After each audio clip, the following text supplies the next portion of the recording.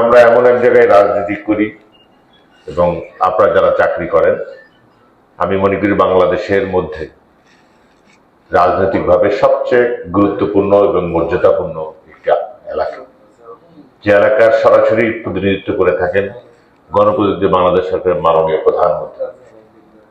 আমাদের আজকের প্রধান অতিথি উনি সবসময় একটি কথা বলে থাকেন যে এই সদর আসনের আসলে আমাদের মাননীয় প্রধানমন্ত্রী, আমি তার প্রতিনিধি।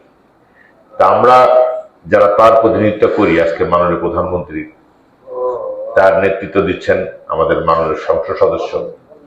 উনি এতটাই এনার্জেটিক, এতটাই উনি পরিশ্রমী মানুষ, আমাদের অনেক সিনিয়র মানুষ উনি, তারপর আমরা হাঁপিয়ে উঠি, আমরা তার সঙ্গে কাজ করে এগোতে পারি না। উনি এতটাই আন্তরিক, আমাদের জন্য কাজ করার জন্য সর্বসময় উনি প্রস্তুত থাকেন। আমরা কোথায় জনগণের সমস্যা নিয়ে কথা বলবো, উনি রাত বিরেতে সবসময় শোনার চেষ্টা করে থাকেন। সেখানে তার সঙ্গে তাল মিলে চলার চেষ্টা করছি। আমরা সর্বাত্মক আন্তরিকতা নিয়ে আজকে আপনাদের পাশে থেকে কাজ করার চেষ্টা করছি। সেখানে ভুল ত্রুটি হয়তো বা আমাদের মধ্যে থাকতে পারে, আবার যারা বিভিন্ন দপ্তরে কর্মকর্তা রয়েছেন আপনাদেরও ত্রুটি বিচ্যুতি থাকতে পারে, আছে। আমরা যদি সেগুলো নিয়ে কথা বলি তাহলে নিজেদের মধ্যে তিক্ততা হয়, আমরা সেদিকে যাব না।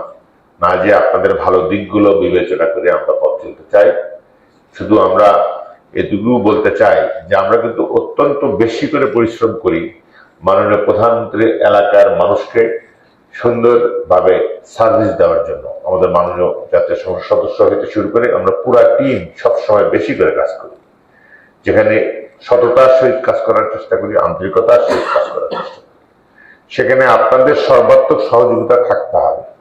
এমন আমি যে কথাটি আগেও বলেছি, যেখানে আমরা যদি কেউ ফেল করি আমরা আমাদের নেতৃত্বে থাকতে পারবো না, আপনারা হয়তো আপনাদের অবস্থানেও একসঙ্গে থাকতে পারবেন না, এটাই বাস্তবতা।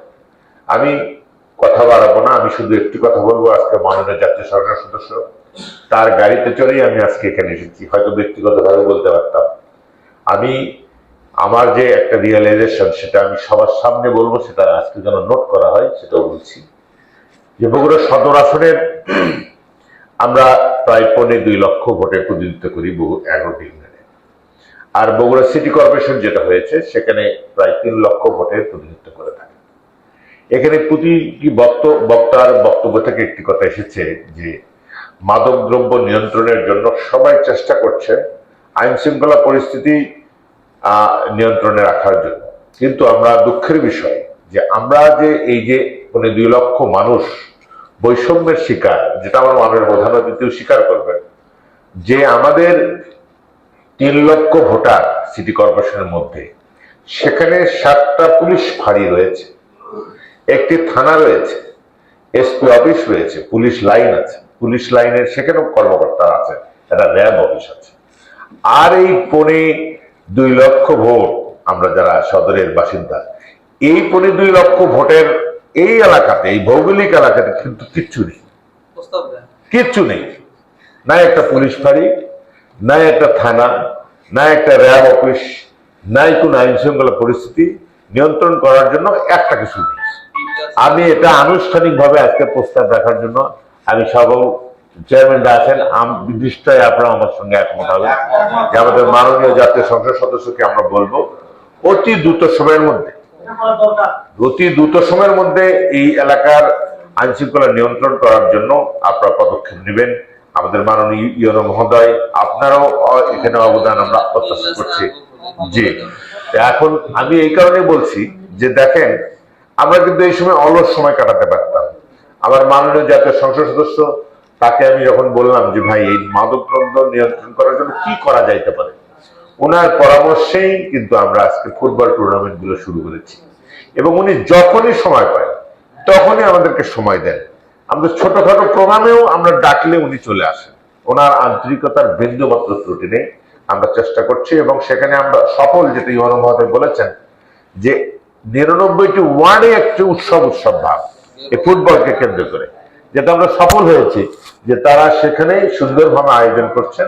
মাননীয় জাতীয় সংসদ সদস্য উনি উদ্বোধন করে দিয়ে আসেন, বাদ বাকি সময় তারাই সেই আয়োজনগুলো করছে।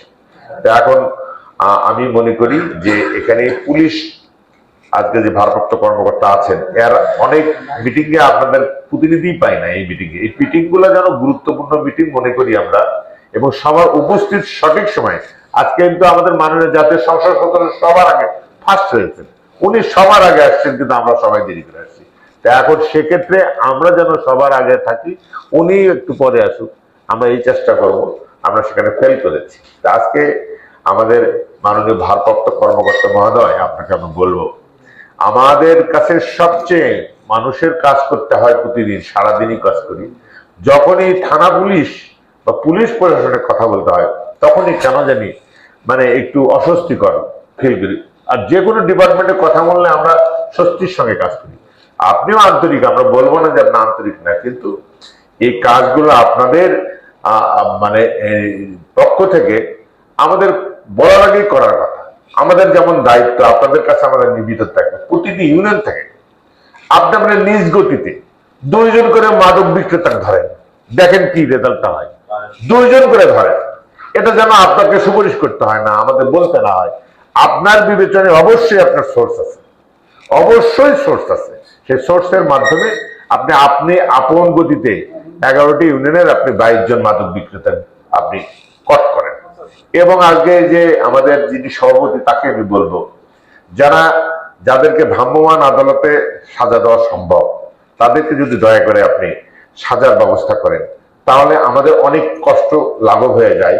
যে এটা প্রসেসিং করে যে দেখা যায় যে 10টা ইয়াবা দিয়ে চালান করলো, উনি কয়েকদিন পর বেরিয়ে আসলো। আর এখানে যদি ভ্রাম্যমাণ আদালতে এখানে ব্যবস্থা করে, মিনিমাম 6 মাস আপনি ভিতরে রাখতে পারবেন, অথবা 6 মাস এলাকা মানুষ শান্তিতে থাকবে। সেটা যদি আপনি কন্টিনিউ করেন, আর আপনি যদি মনে করেন যে আমি 22 জন মাদক বিক্রেতাকে ধরবো, আমার বিশ্বাস যে সদর ঠান্ডা হয়ে যাবে। কি বলেন? মানুষ তো উদ্বুদ্ধ, মানুষ তো প্রস্তুত আছে আপনাদেরকে হেল্প করার জন্য। আপনারা নিজ গতিতে সেই কাজগুলো করবেন বিশ্বাস করি। এই কথা বলে অন্যান্য যে দপ্তর যারা রয়েছেন, আপনারাও আন্তরিকভাবে কাজ করবেন।